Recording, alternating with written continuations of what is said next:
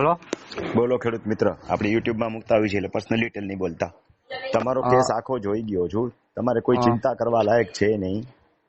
સામે વાળાને 5 વખત ચાન્સ મળ્યા છે. પેલા પ્રાંતમાં ગયા, બરાબર છે, ત્યાં હાયરા એટલે કલેક્ટરમાં ગયા કે રિવિઝન કરાવો, પ્રાંતને કયો પાછો હલાવે, એટલે પ્રાંતે પાછો હલાવ્યો, પ્રાંત બદલી ગયા, બીજા પ્રાંતે હલાવ્યો, તોય હાયરા, તોય પાછો ચુકાદો આપ્યો કે રિવિઝન કરાવો, રિવિઝનમાં હાયરા, કલેક્ટરમાં ગયા, કલેક્ટરમાં હાયરા. હવે શું થયું છે? આટલે સુધી તો હું જોઈ ગયો. એટલે હવે ઈવડે સાહેબ પછી અમે લેન્ડ ગ્રેબિંગ કર્યો ને.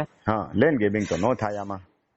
હા, પણ હવે ઈવડે સિવિલ માં જઈએ અમદાવાદ સાહેબ.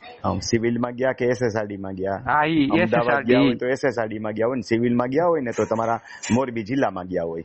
હા, આપણે SSRD અમદાવાદ. બસ, તો છેલ્લી વાર ડેલી હાથ દેવા ગયા છે. હવે પછી તમને ક્યારેય એના નહીં કરે. SSRD ચુકાદો આપી દેશે, પછી એને હાઈકોર્ટમાં જવું પડશે.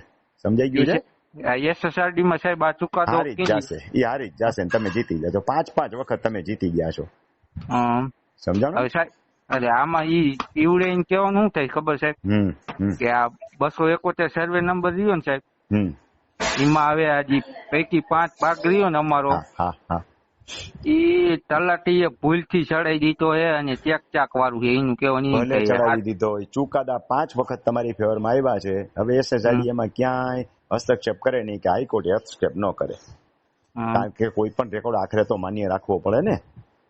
એ છેકછાક તો માણસો ભૂલથી છેકછાક થઈ હોય જે તે સમયે, એ ઈરાદાપૂર્વક કરવામાં આવી છે એમ કેમ માની લેવામાં આવે? એટલે આમાં હું મેં એક ઓર્ડર વાંચ્યો ને, એમાં એમ લખ્યું હતું, એમનું કહેવાનું એમ થાય કે એ તલાટીને જાણ કરી હતી કે ભાઈ આ ભૂલથી કરી, એ સુધાર્યું નથી અંદર. એમ તલાટીએ નો અંદર નથી કરી. 5 વખત તમારે ચુકાદો જીતી ગયા છો એટલે હવે તમે જીતો ને જીતો જ. શાંતિથી ઉજાવ, ખોટી ઉપાધિ કરો માં. હા, મેં કીધું સાહેબ ને પૂછી. અમે પછી સાહેબ એક ખેડવા જઈએ ને અહીંયા આપણી જમીનમાં, તો પોલીસ વાળા અમને પકડી ગયા હતા.